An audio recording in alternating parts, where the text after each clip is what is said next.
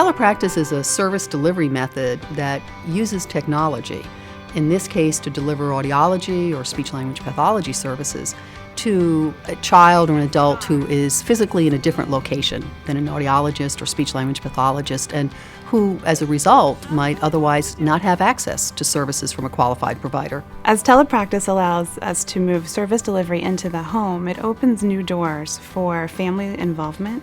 What do you think? The kids respond to telepractice very well. They're very excited and motivated and driven by the use of technology, and they love to come to their speech and language therapy sessions. Cody D, you're up.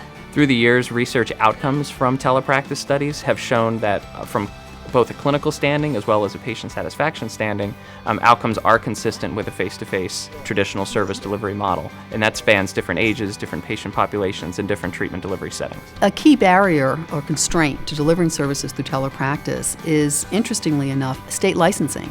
Most states require a practitioner to be licensed in the location where the client is receiving the service.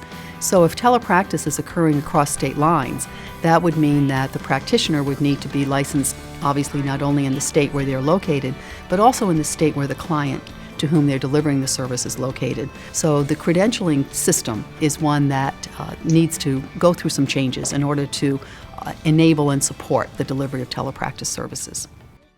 Everything that I did within my lesson today was the same that I would do on site, with the exception that the student was not right there with me. Good job. My students are all making very good progress on their speech and language goals.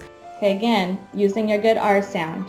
We're currently doing telepractice using articulation, language, fluency, voice, so really it's been effective in all areas for us. Telepractice has been very effective with my group therapy sessions. The kids like coming to speech together, they're motivated, they help support one another, and they like using the technology together. It looks and feels exactly like SLP services that we would see when we're sitting in a classroom with them. I communicate with my teachers by phone calls and emails, so I'm able to check in, see how they're doing in the classroom, if there are any additional things we might need to work on. Telepractice can take place wherever a client is located, in a school, could be at their home, a hospital, a nursing facility, or any other number of settings. As technology's become a lot more pervasive in all walks of life, we have patients who are in their 70s or 80s who come to us who've already been using video conference to see their grandkids, for example. So these are patients who are very comfortable with technology. When Mr. Woods began therapy, he had significant difficulty in basic conversation, so he was talking 1 or 2 words at a time, but not at a conversational level, and that was a goal for him. We were very quickly able to adapt tasks to meet his progress. We were able to address both the verbal component of it as well as the written component of it by using the structure of the computer to be able to support everything that we were doing. They developed a special bond that was unbelievable, how she was able to get him to connect the dots. And the relationship that we had just via the computer, it was like we knew her. Family member availability to get someone to see a clinician is a challenge. It's a burden for a lot of families to have to stop what they're doing and take a family member to an appointment.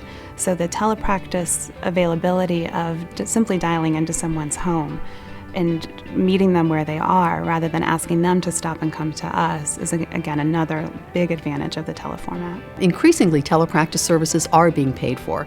So some of the trends that we're noting are that more and more insurers are aware of and recognizing the cost effectiveness as well as the access and quality benefits associated with telepractice. We're also noticing that a growing number of states are mandating coverage for telepractice in their broad state health service policies. Medicaid offices are also adding coverage for telepractice services. So there definitely is a growing recognition and trend to cover those services.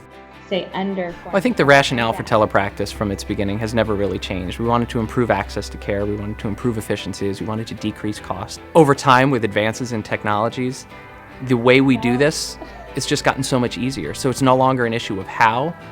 We know what we want to do. We know why we should do it. So it's really just a matter now of why not.